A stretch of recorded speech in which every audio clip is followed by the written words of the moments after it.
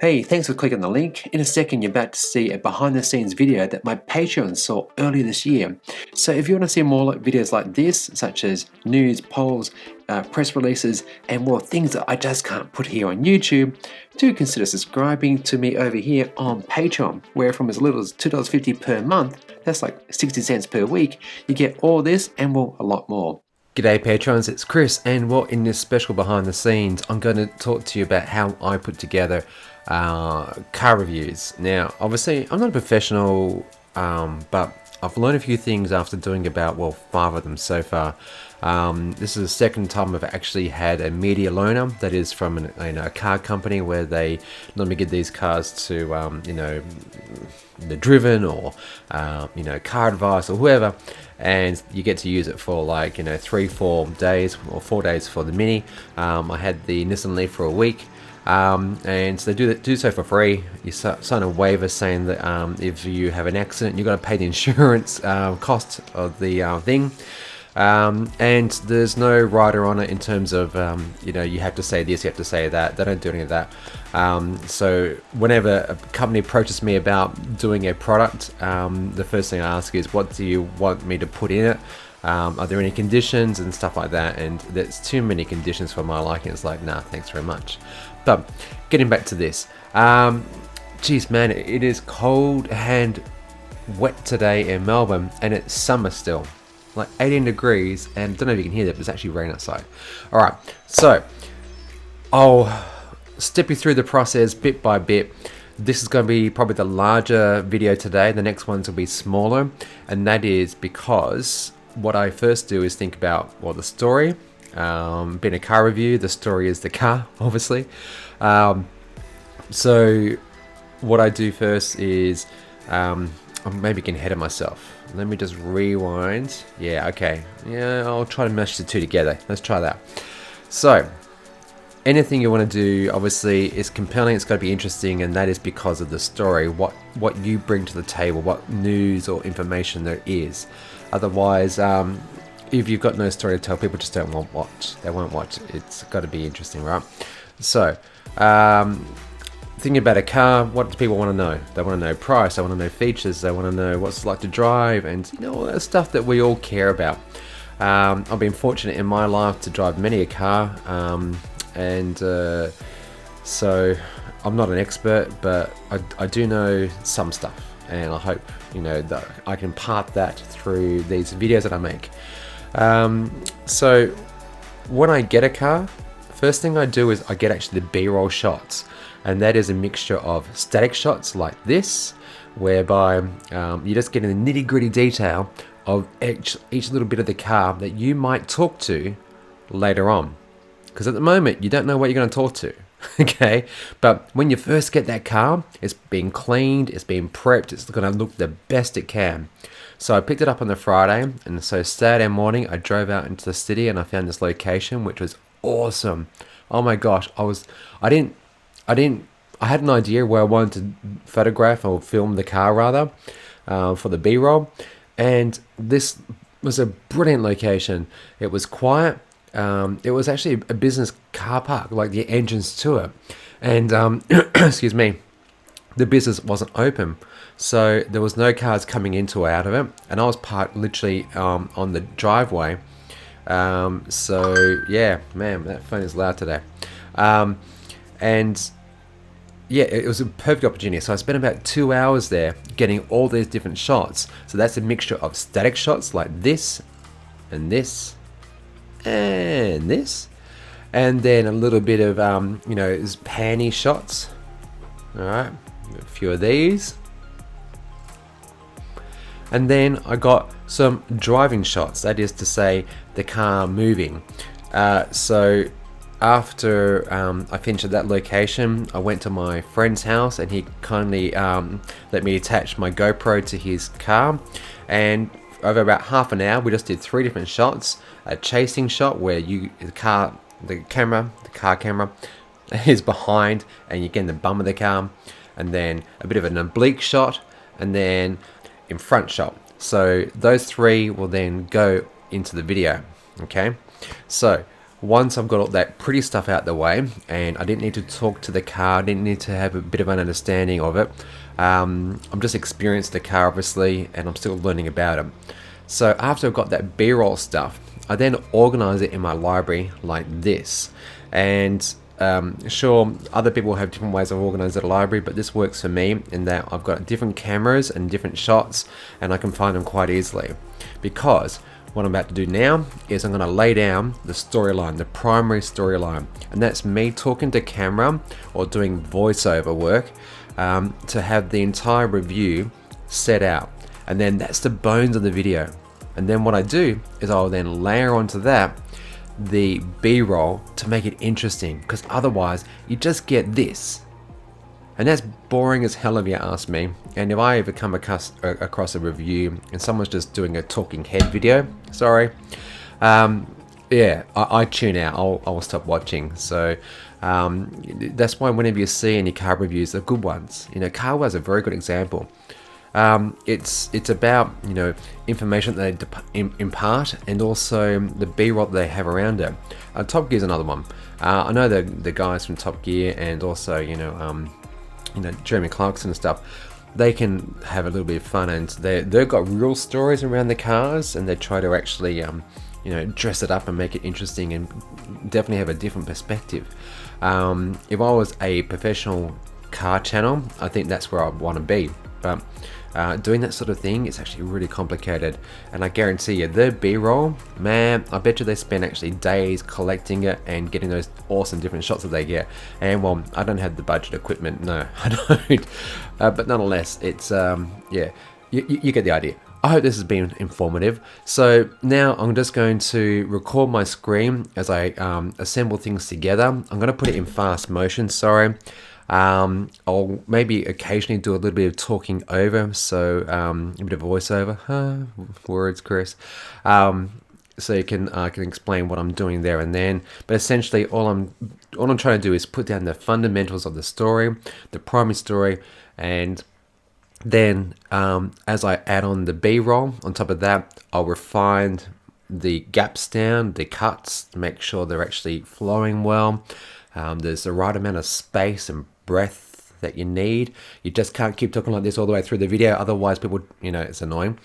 And then the last thing I do is I'll add music. I'm not thinking about music at all at the moment. What I'll then do is, like, before I put the music on, I'll watch the video and I'll try to get an idea of the look and feel and the music that goes with that. Yeah, I think that's something you can be taught, but conversely, I think it's something you just know. And you know, you'll notice my music that I choose for my videos with Epidemic, not sponsored. It varies video to video, and that's because of either one, the topic I'm talking about, the type of tech I'm talking about, and also the look and feel that goes with that. So being the Mini Cooper, I'm thinking heritage, I'm thinking trendy, fashionable vibe in a city. I don't know, it might be a bit indie, the music, it might be a little bit retro. I'll try to find some music to suit that. But that said, the music will be, yeah, very variable. But I'll get into that in the last video. So today's just about the primary storyline, and let's get into it. Alrighty, you join me in the middle of me pulling together all the different footage that I've spoken to the camera, basically. First up, whenever I've used my LX camera, so let me just make this bigger so you can understand what I'm saying here. So good optics, you get a good shallow depth of field because you can actually control the aperture which this thing has. It's a what's a 1-inch sensor like the Sony series, forget the name, but it's a very nice camera. It's awesome for B-roll. And so what I do is I shoot, because it's got no microphone in, I have to shoot the audio separately to the LX. So it requires me to actually synchronize the sound. So you can see here, can I fit in the rear synchronized clip? So what that looks like is this, is that, come over here, let's make this bigger so you can see what I'm doing. So here's my primary. fit in the... Whoop. Can't find it. Let's try that again. Nope. Maybe not a good example. Let's do rear.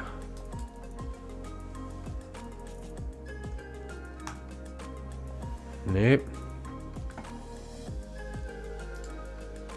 Actually, wait. Let's just try and find that clip by visually seeing it, yeah? Alright, let's go to A-cam. Alright, there. Alright, you got me talking to the camera here. That's recording, wasn't it?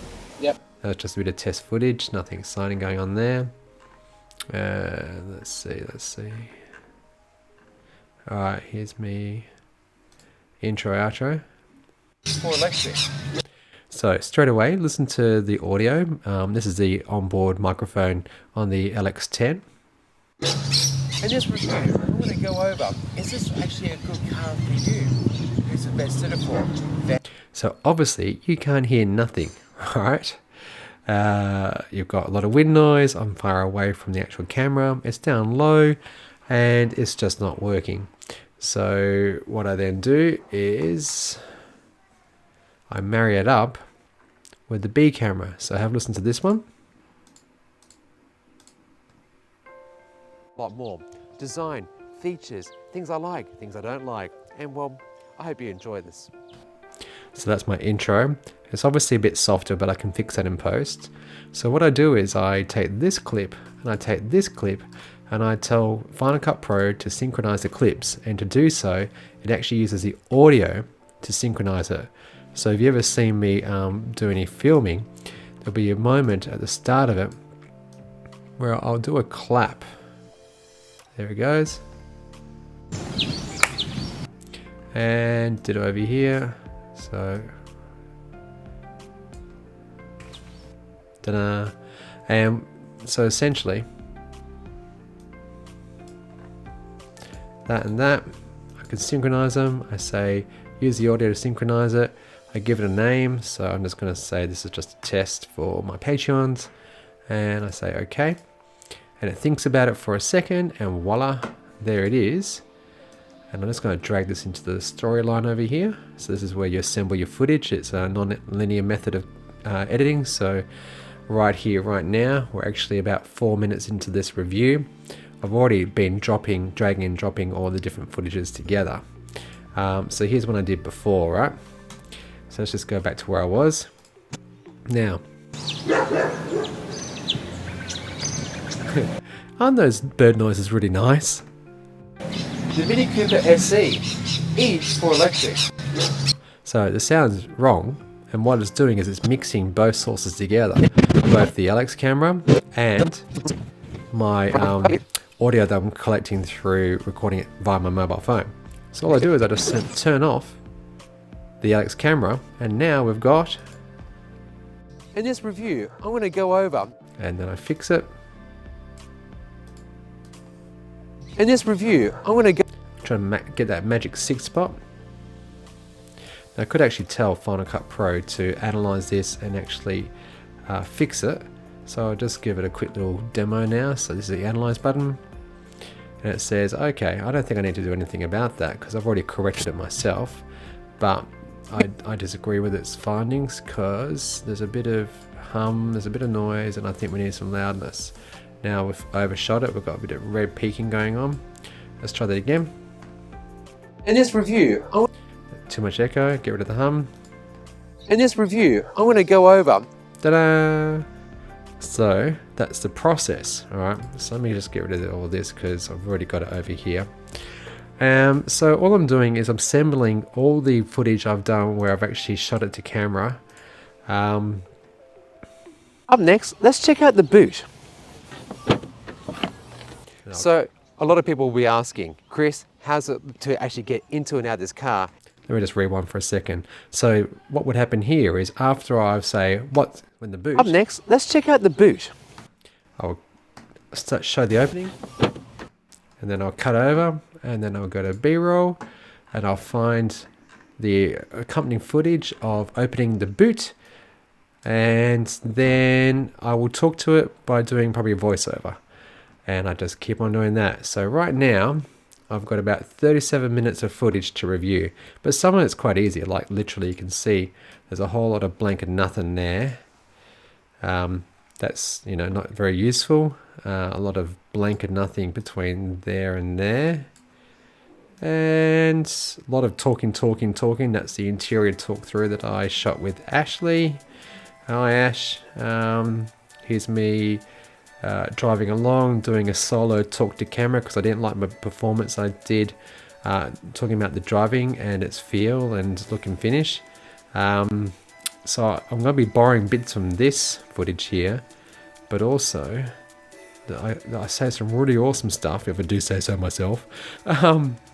When I had the kids in the car, there's Amy in the back there, so this clip and vision is pretty good. So what I'll be doing is I'll be mixing the footage together. So for those who are really watching carefully, they'll notice it's me with Amy, and then later on there might be cutting, and the story is continuous, mind you, and it will just be me overexposed. When you go through sun, it's always fun. So this is what happens. So what's happened here? And definitely not a mode I would recommend. That's got the correct sound. Yeah, that's got the correct sound. So yeah, it's just a lot of tidying up. So this is the hardest and longest part, as I said, and I will take several hours to assemble this in an order, in the correct order. So intro, body, conclusion. I'll record some voiceover stuff, which I won't bore you with. So the next video, I'll be showing you how I decide about what I'm going to be putting on there with regards to B-roll. And hopefully this has been a little bit interesting. And yeah, you'll be good. You'll be green.